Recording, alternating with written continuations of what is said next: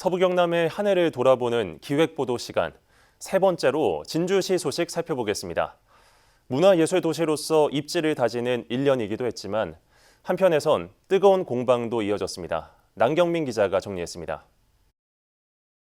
지난 5월 유네스코 창의도시 진주시가 66개 도시가 속해 있는 유네스코 공예민속예술 분야 창의도시 네트워크의 의장도시로 선정됐습니다. 진주시는 2년의 임기 동안 유네스코 사무국 운영위원회에 참여하고 심사와 결과 보고 등 중책을 맡게 됐습니다. 특히 진주 예술가와 예술단체의 국제행사 참가 기회를 늘리고 도시 위상을 높이는 데 도움이 될 것으로 기대됩니다. 지난 9월 조성 추진 17년 만에 시민들에게 공개된 진주대첩 역사공원.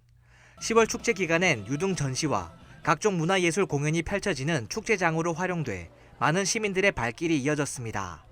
다만 역사공원 설계 변경 과정과 공연 지원 시설 호국마루에 진주성 경관 훼손 등을 놓고 공방이 오가기도 했습니다. 조선시대 3대 누각 중 하나인 촉성루. 한국전쟁으로 소실된 뒤 이를 재건하면서 원형 복원이 이루어지지 않았다는 이유로 그간 국보 자격을 회복하지 못했습니다. 하지만 지난 7월 원형 복원을 입증할 설계도와 문건 등이 발견돼 국보 재승격에 대한 지역사회의 목소리가 다시 커지고 있습니다. 진주시 자원순환센터 조성 사업이 난항을 겪고 있습니다. 폐기물 소각장과 가축 분뇨 처리 시설 등을 설치하려는 진주시는 내동면을 제1후보지로 정했습니다.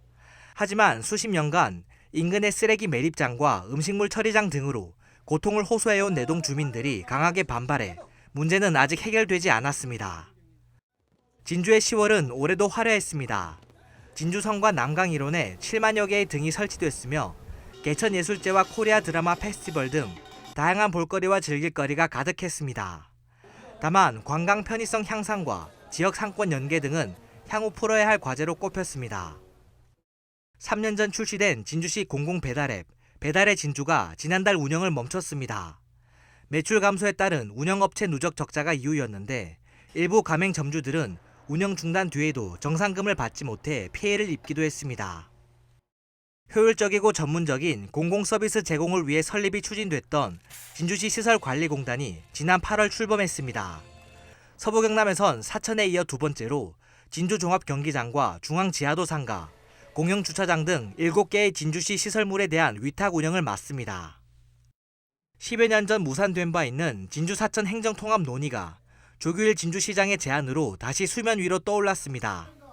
사천시가 공식적으로 반대 입장을 밝혔지만 진주에선 시민통합 추진위가 출범해 활동에 나서면서 행정통합 공방은 쉽게 사그라들지 않을 것으로 전망됩니다. SCS 남경민입니다.